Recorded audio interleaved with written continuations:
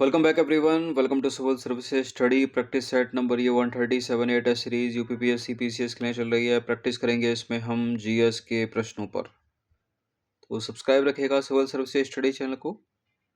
अभी तक 136 test complete हो गए हैं, उनकी प्लेलिस्ट बना रखी है। वहां पर आप टेस्ट नंबर 1 से लेकर 137 तक पहुंच सकते हैं। डिस्क्रिप्शन बॉक्स में लिंक है उसका। चलिए स्टार्ट करते हैं। टेस्ट है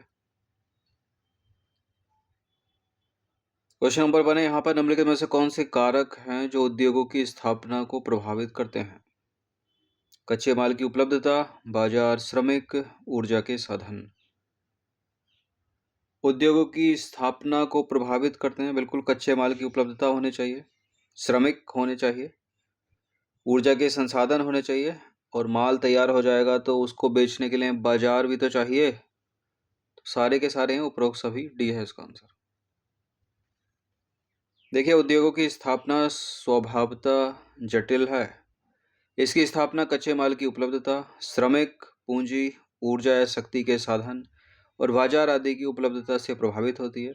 इन सभी कारकों का एक स्थान पर पाया जाना लगभग असंभव है। फलस्वरूप होता क्या है, विनिर्माण उद्योग की स्थापना के लिए वही स्थान उपयुक्त हैं जहां ये कारक उपलब्ध हों अथवा जहां इन्हें कम कीमत पर उपलब्ध कराया जा सके।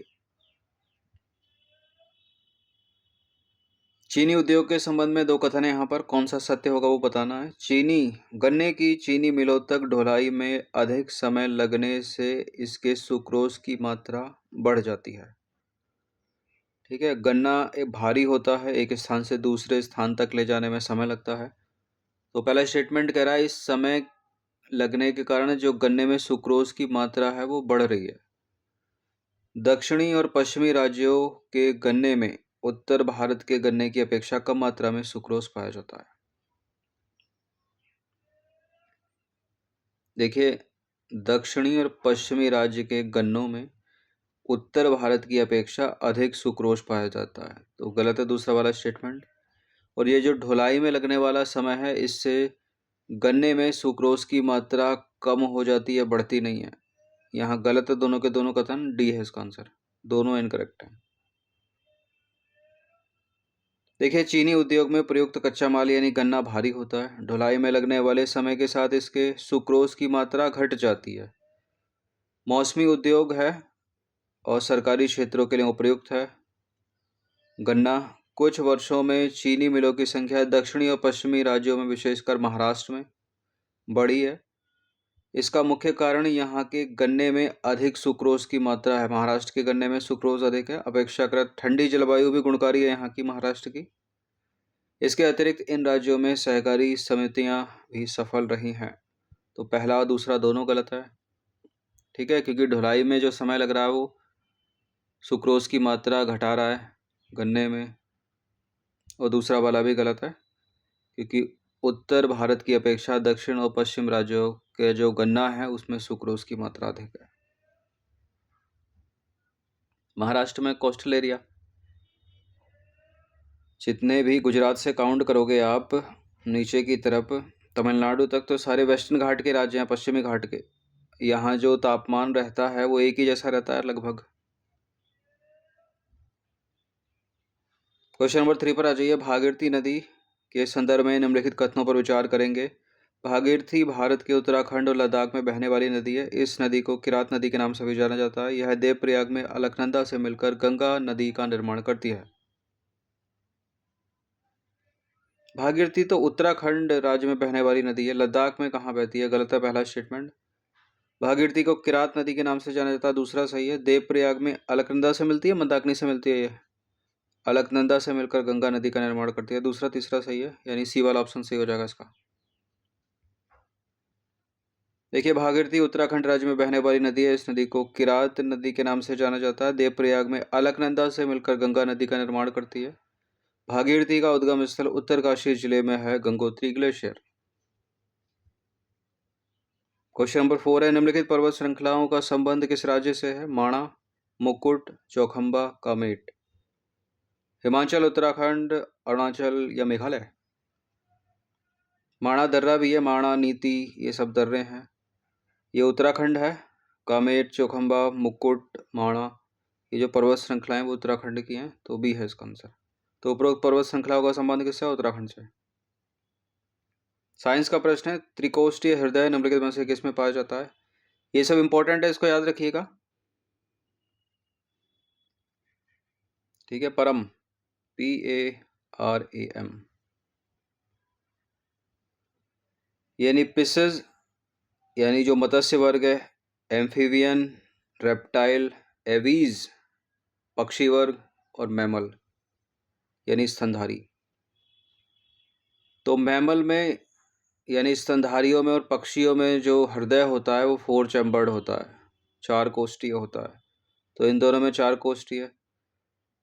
रेप्टाइल यानी सरीसृप में जो हृदय होता है वो त्रिकोष्ठीय होता है। तो इसका आंसर हो जाएगा ऑप्शन नंबर सी। ठीक है, देखिए उभयचरों में यानी एम्फीबियन में जो हृदय होता है वो त्रिकोष्ठीय होता है। पक्षी और स्तनधारियों में 4 चैम्बर्ड होता है। मछलियों में जो होता है वो द्विकक्षीय होता है।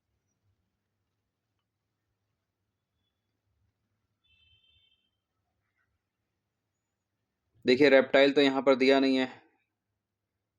रेप्टाइल यानी सरीसृप में जो हृदय होता है उसमें 3 चैम्बर्ड होते हैं, 3 कोष्ठीय होता है। उसके साथ ही जो उभयचर एम्फीबियन होते हैं उसमें भी 3 कोष्ठीय होता है।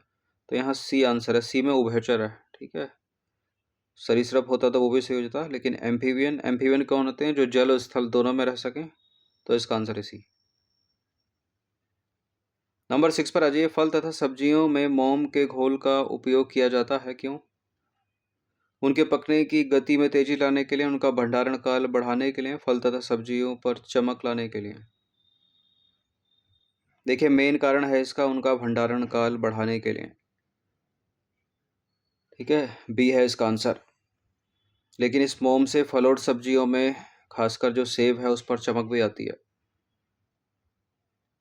मोम की परत फल और सब्जियों को अधिक दिनों तक सुरक्षित रखने का आधुनिक तरीका है। इसका उपयोग विशेषकर परिवहन के समय फल और सब्जियों को सड़ने और गलने से बचाने के लिए किया जाता है।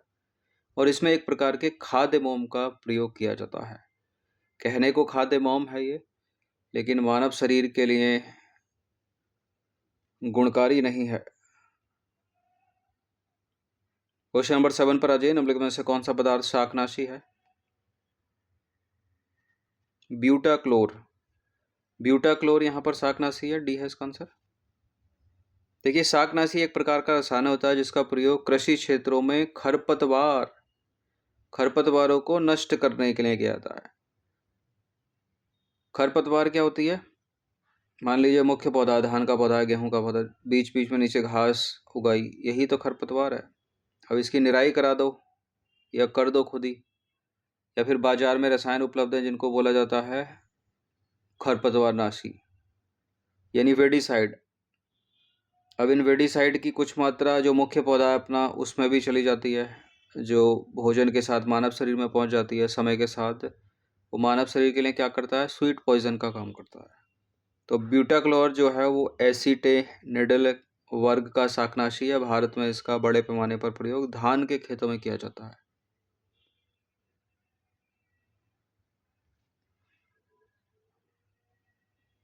क्वेश्चन नंबर 8 पर आ जाइए। यह है गैम्बूजिया फिश। गैम्बूजिया मछली छोटी सी होती है ये। गैम्बूजिया मुख्यतः ताजे पानी की मछली की प्रजाति है। यह मच्छरों के अंडे और लार्वा को चट करके मतलब खा जाती है, तो लोगों को डेंगू और मलेरिया से बचा लेती है ये। देखिए बिल्कुल ये छोटी सी मछली है गैम्बूजिया। इसको तालाबों में, पॉन्ड्स में, उसमें पाला जाता है, स्विमिंग पूल में पाला जाता है। तो पहला वाला सही है। और यह मच्छरों के अंडे और लार्वा को खा जाती है जिससे डेंगू और मलेरिया से ये बचाती है। तो करेक्ट है दोनों के दोनों स्टेटमेंट। यहाँ पर सी है इसका आंसर। गैम्बूजिया पे कई बार प्रश्न बने एग्जाम्स में। क्वेश्चन नंबर 9 पर आ जाइए। बासमती चावल की रोपाई हेतु उपयुक्त बीज दर क्या है?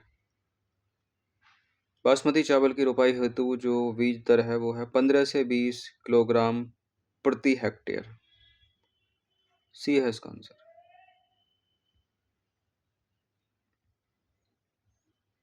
बासमती चावल की रोपाई करते समय बेहतर उत्पादकता हेतु उपयुक्त बीज दर कितनी है? 15 से 20 किलोग्राम प्रति हेक्टेयर। सीधे सीधे याद रखिएगा इसको। क्वेश्चन नंबर 10 पर आ जाइए। निम्नलिखित में से कौन सा सही सम्मिलित नहीं है, यानी मिसमैच है। ये है फसल और ये है खरपतवार। गेहूं में खरपतवार फ्लेरिस माइनर, धान में बथुआ, मटर में प्याजी, बरसीम में काशनी। देखिए ये जो बथुआ है, बथुआ ये गेहूं की खरपतवार है, और फ्लेरिस माइनर भी गेहूं की खरपतवार है। मटर में भी बथुआ खरपतवार है, प्याजी भी खरपतवार है, बरसिम में कासनी खरपतवार है। तो यहाँ पर डी करेक्ट है, सी करेक्ट है, ए करेक्ट है। धान में खरपतवार है, धान के सामने खरपतवार जो लिखा है बथुआ नहीं है, तो यहाँ पर यही मिसमैच है और यही आंसर होगा। धान के खेत में खरपतवार है दूब घास, जंगली सावा, ठीक है, सवई घास, जंगली कोदो, बासी घास, मकड़ा। देखिए बथुआ जो है प्राय गेहूं, मटर, सरसों आदि की फसलों में खरपतवार के रूप में होता है, और यह धान की फसल में नहीं उगता। खेत में खरपतवार को हटाने के लिए किसका उपयोग किया जाता है? खरपतवारनाशी, जो कि एक रसायन है। बाजार में उपलब्ध हैं, इनकी कुछ मात्रा मुख्य पौधा में भी चली जाती है, वहां से मानव शरीर के आहार में पहुंच जाती है, मानव आहार में पहुंच जाती है, फिर शरीर में पहुंच जाती है। धान के खेत में पाई जाने वाली जो खरपतवार है, जंगली सावा, सवई घास, जंगली कोदो, बासी घास, दूब घास, मकड़ा, ठीक है, ये बहुत ज़्यादा होती है। जो बथुआ है यहाँ पर खरपतवार, और बथुए का प्रयोग खाने में भी किया जाता है, तो बथुए के हरे पत्तों का उपयोग जो है सब्जियों के रूप में भी होता है, लेकिन है ये खरपतवार। इसको मुख्य पौधा नहीं मानते, क्योंकि मुख्य पौधा अपना गेहूं है, मटर है, सरसों है, जिसमें ये उगता है।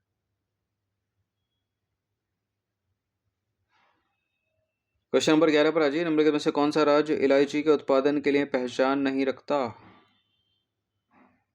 केरल और कर्नाटक में पाई जाती है छोटी इलायची, तो ये तो है पहचान रखते हैं। पश्चिम बंगाल में बड़ी इलायची होती है, उड़ीसा यहाँ पर नहीं है।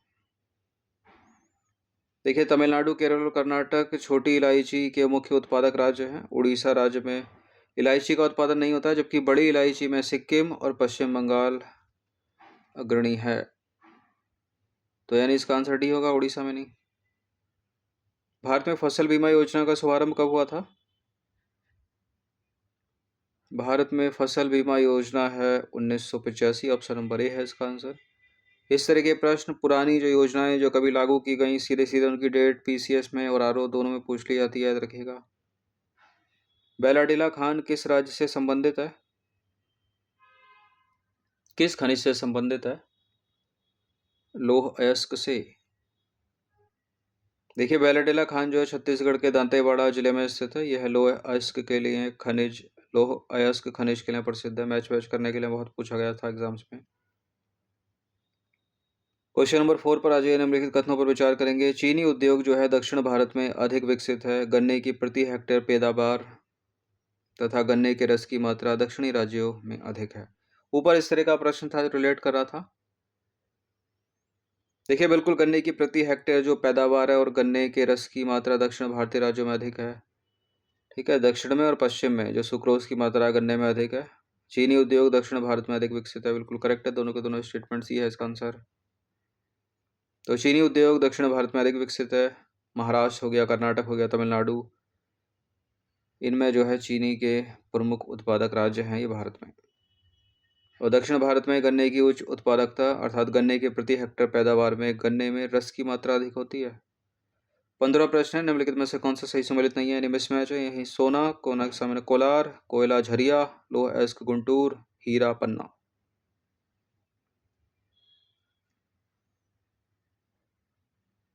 झारखंड के झरिये में कोयले का उत्पादन होता है, ठीक है। कोलार सोने के लिए, ठीक है। गुंटूर तो मसालों के लिए है, लोह अयस्क के लिए थोड़ी है। पन्ना हीरे के लिए, ठीक है। सी है इसका आंसर फिर, जो मिसमैच है। देखिए गुंटूर लोह अयस्क के लिए प्रसिद्ध नहीं है, जबकि अन्य सारे विकल्प सही सम्मिलित हैं। गुंटूर को मसालों का शहर के नाम से जाना जाता है, आंध्र प्रदेश में स्थित है ये। क्वेश्चन नंबर 16 पर ये 16वां प्रश्न है। निम्नलिखित कथनों पर विचार करेंगे। धारवाड़ सेल समूह भारत में धात्विक खनिजों का प्रमुख स्रोत है। गोंडवाना सेल समूह भारत में अधिकतम मात्रा में कोयला उत्पादन करता है। गोंडवाना और धारवाड़ पर कई कई बार एग्जाम्स में प्रश्न बनाए, इनको हमेशा याद रखिएगा। ये दोनों के दोनों सही है, सी है इसका आंसर। और एक प्रश्न ये पूछते हैं, ये सेल समूह किन किन राज्यों में इनका विस्तार है, वो भी पूछ लेते हैं। देखिए, भारत में सबसे महत्वपूर्ण खनिज युक्त सेल समूह है धारवाड़ तंत्र। इसमें लोहा, सोना, मैग्नीज, अभ्रक, कोबाल्ट, क्रोमियम, तांबा, टंगस्टन आदि खनिज प्राप्त होते हैं। देश में 90% से अधिक अधिक जो कोयला भंडार है और जो उत्पादन है वो गोंडवाना कोयला का योगदान है उसमें, गोंडवाना लैंड। क्वेश्चन नंबर 17 पर अजय निम्नलिखित में से कौन सा एक सही सम्मिलित नहीं है? ये है उष्ण स्रोत यानी गर्म जल के स्रोत, और ये हैं वो भारत के राज्य जिनमें वो होंगे मणिकरण हिमाचल प्रदेश, अबलोली महाराष्ट्र, लासुंदरा राजस्थान, सोहना हरियाणा। गर्म जल के स्रोत झरने एग्जाम्स में पूछ लेते हैं, सोहना हरियाणा में ठीक है, मणिकरण हिमाचल प्रदेश में है, अबलोली महाराष्ट्र में, लासुंदरा गुजरात में है, राजस्थान में नहीं है। देखिए, लासुंदरा गर्म जल स्रोत गुजरात में स्थित है, बाकी सारे सही सम्मिलित हैं। क्वेश्चन नंबर 8 पर आ जाइए, निम्नलिखित में से कौन सा हमारे देश का प्राचीनतम कृत्रिम पत्तन है? कृत्रिम पत्तन यानी मानव निर्मित पत्तन, चेन्नई, ठीक है, चेन्नई एक कृत्रिम पत्तन है। मुंबई होता तो वो एक प्राकृतिक पत्तन है। विशाखापत्तनम प्राकृतिक पत्तन। देखिए, चेन्नई जो है हमारे देश का प्राचीनतम कृत्रिम पत्तन है, तो डी है इसका आंसर। क्वेश्चन नंबर 19 पर आ जाइए, नीचे दिए गए युग्मों में से कौन सा एक सही सुमेलित नहीं है, पूछ रहा है। यह है जलमार्ग, जलमार्ग संख्या 1, जलमार्ग संख्या 2, जलमार्ग संख्या 3। जलमार्ग संख्या 1 कानपुर से हल्दिया के बीच में, जलमार्ग संख्या 2 सदिया से धुबरी के बीच में, जलमार्ग संख्या 3 कोट्टापुरम से कोमांतक, यह है केरल में। जलमार्ग संख्या 3 कोट्टापुरम से कोमांतक ठीक है। जलमार्ग संख्या 2 सदिया से धुबरी के मध्य, ये भी ठीक है। जलमार्ग संख्या 1 ये कानपुर से हल्दिया के मध्य नहीं है, यह है इलाहाबाद यानी प्रयागराज से हल्दिया के मध्य। और नदी कौन सी है? गंगा नदी, ब्रह्मपुत्र नदी।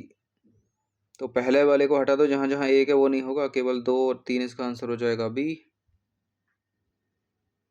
देखिए, नौगम में जलमार्ग संख्या 1 इलाहाबाद से हल्दिया के मध्य है गंगा नदी पर, 1620 किलोमीटर लंबा। यह है जलमार्ग जो गंगा नदी में है। नौगम में जलमार्ग संख्या 2 सदिया से धुबरी के बीच में 891 किलोमीटर, नदी कौन सी है? ब्रह्मपुत्र नदी। और नौगम में जलमार्ग संख्या 3 यानी राष्ट्रीय जलमार्ग संख्या 3, जैसे नेशनल हाईवे रोड पर है वैसे ये नदियों में है जलमार्ग। तो जलमार्ग संख्या 3 भारत के केरल राज्य में स्थित 205 किलोमीटर लंबा अंतर्देशीय नौवहन मार्ग है, जो कोल्लम से कोट्टापुरम तक चलता है। इसे 1993 में राष्ट्रीय जलमार्ग घोषित किया गया था।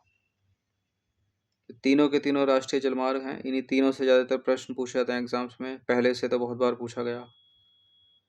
तो 19 हो गए, अब है क्वेश्चन नंबर 20 और अंतिम प्रश्न है, भारत में निम्नलिखित में से कौन से प्राकृतिक पोताश्रय हैं? यानी प्राकृतिक पत्तन यानी नेचुरल पोर्ट पूछ रहा है।